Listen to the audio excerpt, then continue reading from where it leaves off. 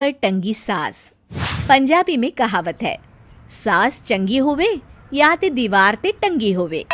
संगीता की शादी भी एक ऐसे ही घर में होती है जहां उसकी सास दीवार पर टंगी होती है। ससुर और पति शादी के पहले दिन उसे सास के फोटो के सामने ले जाते हैं, जहां ससुर जी कहते हैं, बेटा बेटा संगीता, ये तुम्हारी सास थी, बहुत नेक और भली, लेकिन थोड़ी गुस्सैल थी।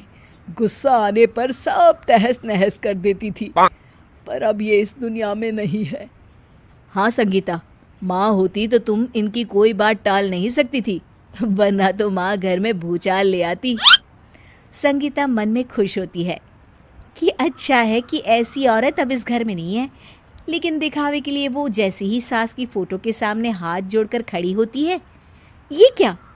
सास उसे देखकर मुस्कुराने लगी।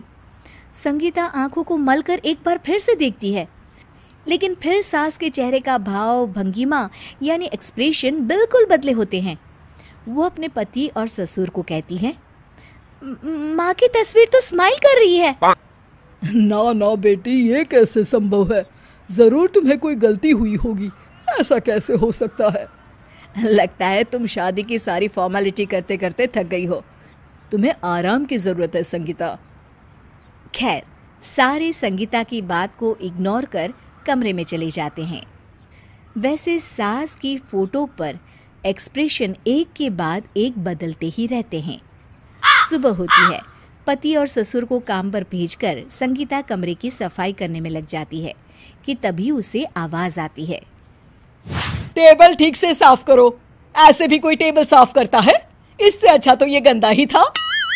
किसी औरत की आवाज सुन संगीता दंग रह जाती है और सोचने लगती है कि आवाज कहाँ से आई। आवाज को नजरअंदाज कर वो फिर से अपना काम करना शुरू करती है, लेकिन इस बार तो आवाज बिल्कुल उसके कान के पास से आती है।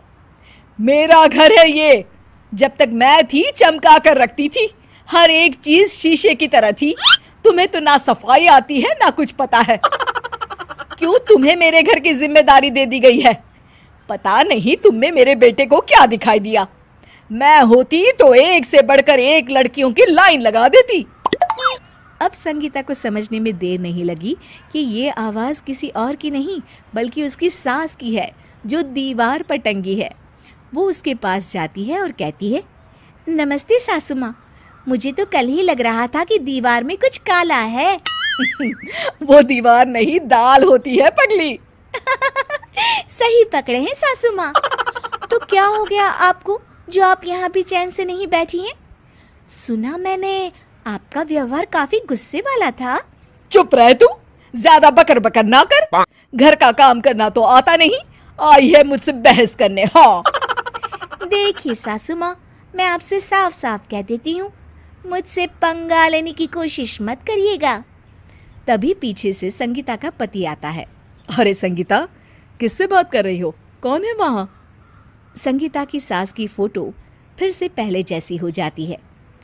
आपकी माँ से कह रही थी कि मुझे काम करना आता। अरे संगीता, माना सास के ताने हर बहू को अच्छे लगते हैं, लेकिन यहाँ तो माँ है ही नहीं, तुम तो फोटो से ही। तुम भी लाजवाब हो संगीता। किसी को विश्वास नहीं होता कि संगीता अपनी मरी हुई सास की फोटो से बात करती है।